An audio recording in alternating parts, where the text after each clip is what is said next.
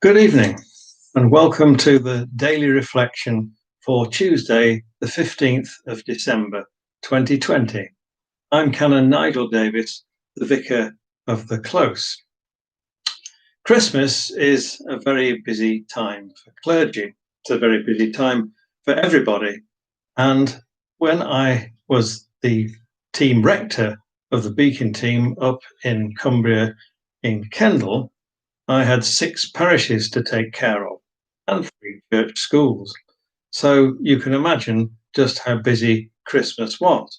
Every church had its carol service, all the Christmas parties to attend in the schools, all their carol services, and all the publicity material and other stuff that had to be produced. Christmas was very, very busy. And the funny thing about Christmas was that I always felt a kind of guilt when I went round the shops and saw everybody frenziedly buying stuff. I thought, well, gosh, it's our fault, this Christmas thing. Look at all these poor people rushing around looking frazzled and harassed and in a bad state. But one of the things about being very busy is that it was very difficult for me to find time to read many books.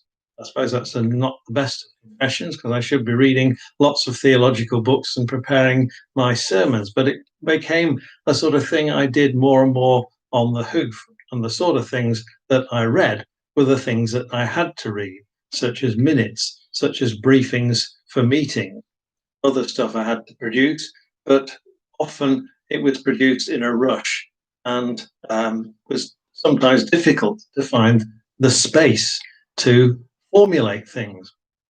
I felt sometimes a bit like a dried up reservoir. You've seen in the summer when the level of water goes down.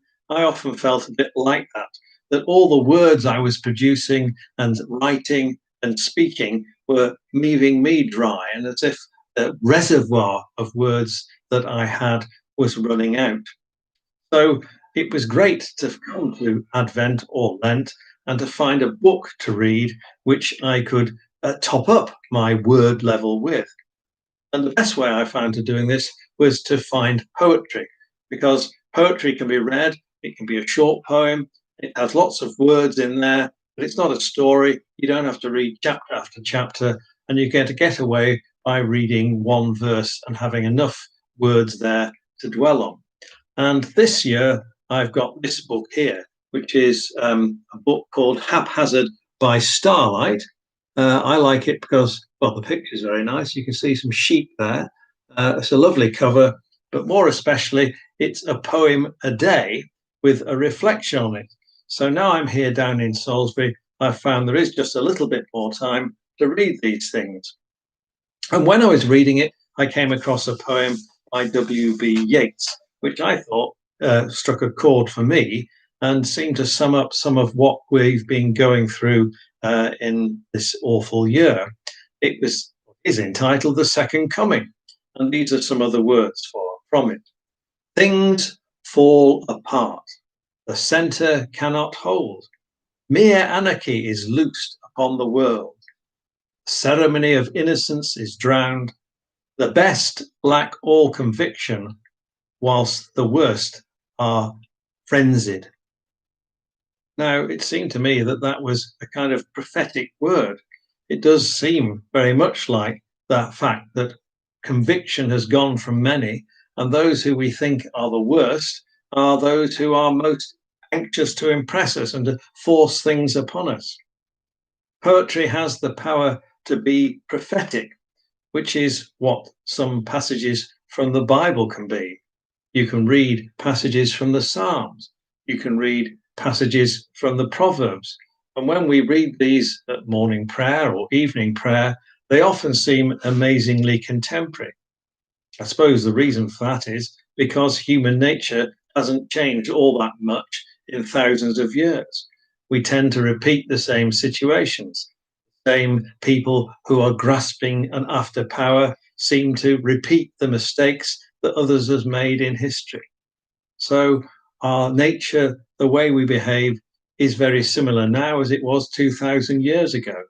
And so consequently, what was written 2,000 years ago can sound just as up to date now as it probably did then. Now, there is another form of poetry which people actually enjoy, and that's poetry in hymns. I talked a little bit about that last time I was on. And at this time of year, we would all be singing our favourite carols, or in a way, they are poems. Sadly, they have become poems this year because we're not allowed to sing them. And they are those which I'm sure many of you enjoy and perhaps read wistfully, hoping or wishing that you could sing them. And one that I thought, again, was quite apposite for now is the words, or some of the words, from O Little Town of Bethlehem. And these words I chose. Yet in the dark streets shineth the everlasting light. The hopes and fears of all the years are met in thee tonight. Poised as we are now, almost at the end of what has been an appalling year, we look apprehensively at the future. This time of year is always a mixture of hopes and fears. We are fearful that perhaps next year may be similar to this year, and we could never have imagined how this year was going to turn out. It's probably worse than our worst fears were at the end of 2019. But we have many hopes for the future, a hope that things will be better. Now we have a vaccine, now there may be 2 or 3 vaccines. We hope that when they've been rolled out, our lives will become better. But not only is this time of year a time for hope and fear, when we think about the Christ child, who we are celebrating at this time of year, every child is a bundle of hope and fear. When we see our child, our grandchildren, our children in the cot or about, we all have a mixture of hopes and fears. We're frightened what might happen to them. And I'm sure many parents at the moment are frightened what's happening to their children, what will happen with their education, what will happen with their health, what is going to happen with them in the future with terms of jobs. So in every child, there is that fear. But in every child, there is hope. A child is a bundle of hope, a bundle of potentialities, a bundle of things that they may achieve or might achieve. And so every child is that fear and hope bundled into a wonderful package. And that's certainly true of the Christ child.